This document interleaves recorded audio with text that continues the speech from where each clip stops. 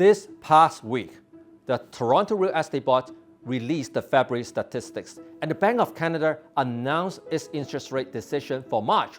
When you put the two things together, you will be able to explain the new emerging trend observed in the current marketplace.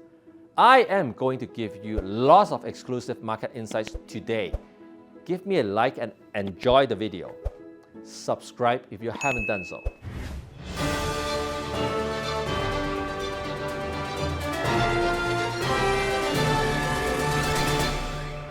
For the fifth consecutive time, the Bank of Canada decided to hold its key policy rate at 5%. While it is disappointing, this rate hold decision is of no surprise at all. The bank still thinks it is too early to start cutting rates. They need to make sure inflation is under control. It has been 2 full years since the Bank of Canada started the first rate hike in March 2022. Whenever the government introduces a new policy, it takes the market roughly 1.5 to 2 years to accept and adapt to the change. Just like how the non-resident speculation tax shocked and crushed the housing market in 2017 to 2019. By now, most people have accepted that interest rates will remain high for a while. At the same time, they also believe that we have hit the peak interest rate. Rate cuts will be coming this year, but it is hard to say when. When the interest rate was ultra low, people would be looking to maximize their leverage because borrowed money was cheap. But with the current environment, people are looking for something totally different. Their priorities are certainty and stability. Nowadays, fixed-rate mortgage products are much more popular than variable-rate products. With an aggressive thinking model, you would bet on rate cuts and use the lower rate to calculate the maximum value of a property you can afford. But with certainty and stability in mind, you would use the current peak mortgage rate to calculate what you can afford comfortably, even if rates continue to stay high. And this could mean buying a smaller and cheaper home than you initially envisioned a year ago. This is exactly what's happening in the housing market right now, and is reflected in the latest statistics.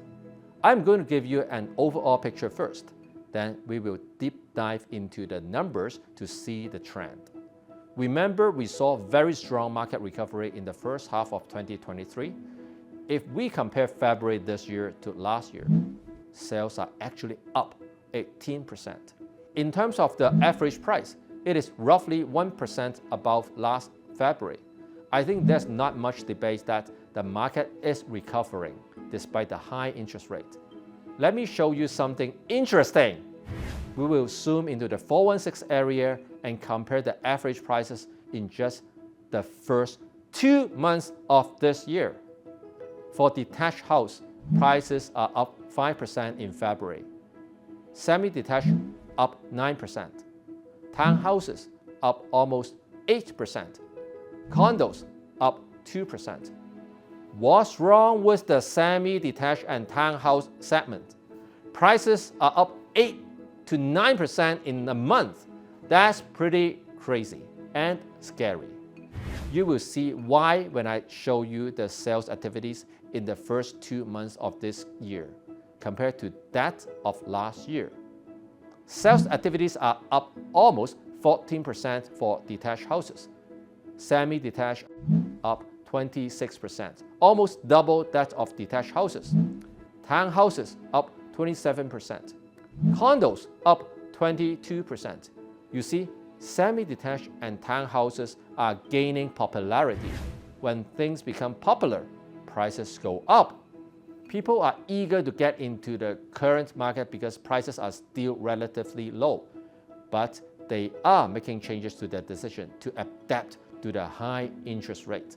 So instead of a detached house, they would go for a semi or a townhouse instead. In the 416 area, a semi is typically around 20% cheaper than a detached house, and a townhouse is around 40% cheaper than a detached house. That's why semi and townhouses have become so popular. It is obvious that people would rather get into the market faster by buying smaller and cheaper rather than waiting on the sidelines. Condos are actually very popular too, with a 22% increase in sales activities. But we are not seeing price hike yet because there is a lot of inventory in the market. Last week, we talked about 2024 being a year of record completions in condos, with almost 27,000 units scheduled for occupancy in the GTA. Eventually, when semi and townhouses get more and more expensive, condos will become more and more popular. It is the price gap effects that I always talk about. What about the 905 area? Are things different in the suburbs? In terms of the average price, detached houses are up 6%, semis up 3%, townhouses up almost 4%, condos up almost 2%. Detached houses actually saw the biggest price increase in the suburbs.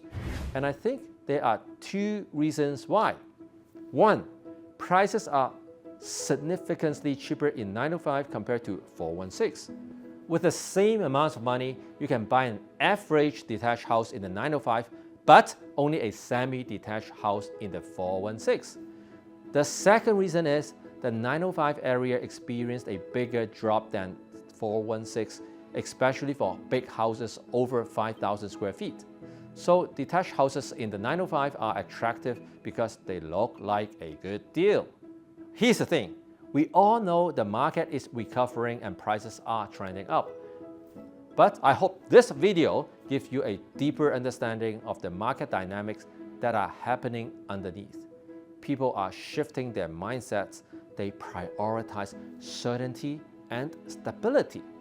They have accepted the high interest rate and want to get into the market now with what they can afford. A rate cut will definitely add more fuel to the housing market, but the timing of when it actually happens has become less important, especially for end users because they are already working around it. If you enjoyed this kind of exclusive market insight, subscribe and hit the bell for more.